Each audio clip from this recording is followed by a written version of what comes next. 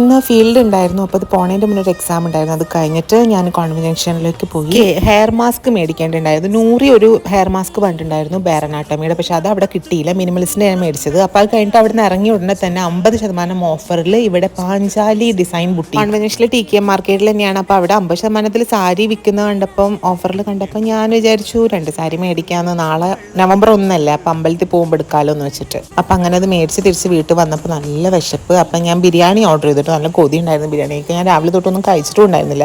അപ്പോൾ ദിണ്ടുകൽ തലപ്പാക്കട്ടിയിലെ ഈ Tamil Nadu style biryani order ചെയ്തത്. ഈ പൊറോട്ട ഞാൻ കഴിച്ചില്ല. പിന്നെ ഇന്നലെ ഇട്ട വീഡിയോയിൽ ഒരുപാട് പേര് ചോദിച്ചു ഓരോന്നിൻ്റെ ഡീറ്റെയിലിംഗ് പറയുമോ. ബാഗ് ഞാൻ മേടിച്ചിട്ടുള്ളത് മിനിവെസ് എന്ന് പറഞ്ഞിട്ടുള്ള ഒരു വെബ്സൈറ്റിൽ നിന്നാണ്. അതിൻ്റെ ആഡൊക്കെ വരുന്നതാവും. പിന്നെ ഈ സാരി ഞാൻ മേടിച്ചിട്ടുള്ളത് ഈ പേജിൽ നിന്നാണ് കേട്ടോ. ഇതിൻ്റെ ഡീറ്റെയിൽസ് ആണ് ഈ കാണുന്നത്. 1350 രൂപയായിരുന്നു. ഇത് ഞാൻ ജയലക്ഷ്മിയിൽ നിന്ന് മേടിച്ചിട്ടുള്ള സാരിയാണ്. ഇതിന് 1200 രൂപയായിരുന്നു.